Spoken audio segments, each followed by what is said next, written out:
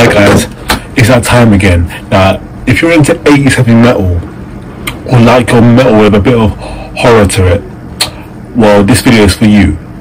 And this video is also for you if you're a bit curious. It's a King Diamond special. It'll be between Fatal Portrait and Abigail. And before I continue, I'm going to leave links in the description down below to check out songs by CRADLE or FILTH.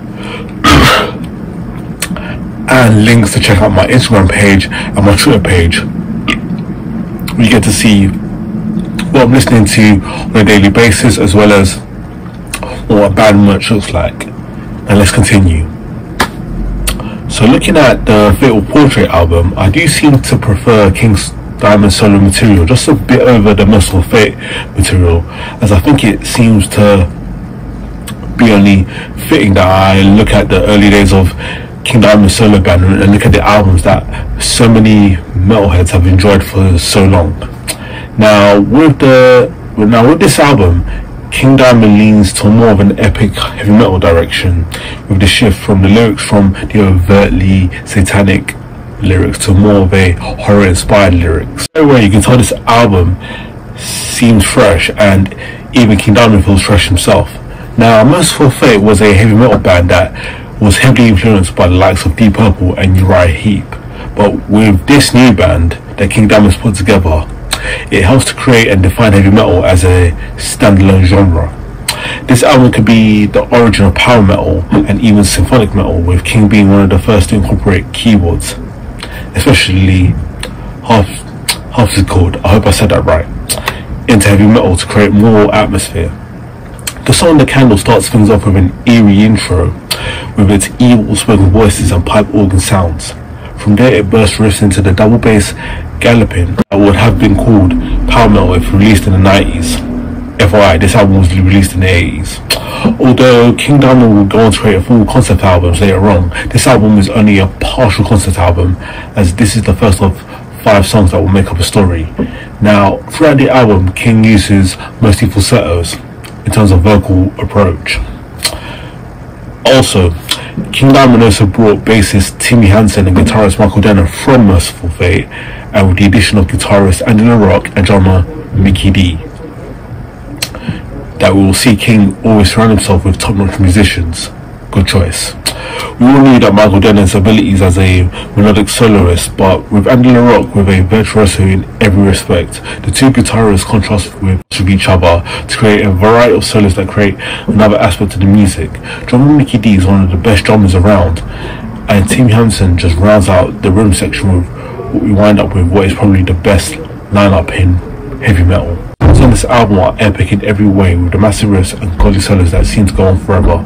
Along with The Candle, we also have 4 more in the song The Portrait, and also the songs like The Jonah and Dressed in White, and with a few songs for not being part of the story in between. The last song of the album is called Haunted. This is where the best songs on the album, with no shortage of catchy hooks and melodies. Of the songs not of the part of the story, you have Charon, which is probably the song on the album that is kind of reminiscent of Merciful Fate. We also have, of course, King's homage to the holiday that is most fitting to his image, Halloween. This is a mid-paced rocker song that is also a fitting song to King to memorialize the ghoulish holiday. This is the beginning of a band that would define heavy metal for years to come. Love him or hate him, King Diamond's influence cannot be debated. With this album, we see the creation of epic heavy metal. King Diamond, this album is essential for any metal fan out there. If you haven't listened to this album, what are you waiting for? We're going to look at the Abigail album. It's beautiful yet dark harmonies combined with a dynamic variety of tempos, epic songwriting, otherworldly shrieking, and conceptual lyrics about a demonic dead baby coming back to life and possessing a relative. Sounds like perfection to me, or rather it sounds like Abigail, King Diamond's, by the way, second album, and easily one of the very best traditional heavy metal albums out there. Throughout its running length, this masterpiece never ceases to amaze or impress. It just succeeds in nearly every way imaginable. Abigail is an all-encompassing album. It has the melodies of power metal and traditional heavy metal, the dissonant riffage of death metal, and the dark lyrics of black metal. Although it features all of these elements, and there's no mistaking what it actually is. It's a straight up classic heavy metal album with a grim conceptual storyline and a dash of outside musical influences that help contribute to the creepy atmosphere that dominates the entire album. Guitarists Andy LaRocque and Michael Denner helped to subtly infuse the music with a combination of harmonic and minor and Middle Eastern scales that must have, at the time, been quite unlike anything that had ever been done before. When it comes to instrumentation, where does one begin? Probably with the guitars, with the instrumental in crafting the sound of this great album. The rhythm guitars have a chunky sound, though they also ring out quite clearly. The leads are filled with interesting notes, choice that will go on to influence the sound of every band that wants to sound satanic.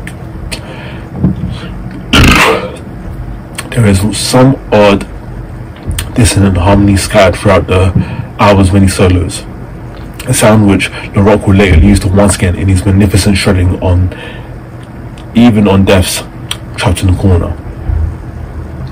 Since Abigail is a concept album, guitarists managed to make their parts sound like the actual soundtrack to each part of the storyline. It also shows off the drumming of Mickey D, who is best known for his time in Motorhead, which began 5 years after this album. Though his drumming never really takes the spotlight, his choice of patterns matches the riff work and the guitars perfectly. Now, of course, King Diamond is a band named after the frontman, despite having contained 2 other members of Merciful Fate. Band members at the time of this album's release, it's iconically Morton Screech that solidifies Abigail as an essential mental classic. The way he effortlessly switches from a near guttural voice to a piercing falsetto is incredibly ingenious, and the main reason his style is so recognizable. King Diamond's Abigail has been remembered as an all-time classical traditional heavy metal for over 30 years, and when I listen to it just shows why. One of the greatest concept albums. Each milestone of the storyline is actuated by this fiddly dark guitar riffs, one of the greatest voices in metal. It's a really amazing album. So there you have it, guys. Let me know in the comments down below what you thought was the better album. Other than that, thanks for watching, and I'll see you next time.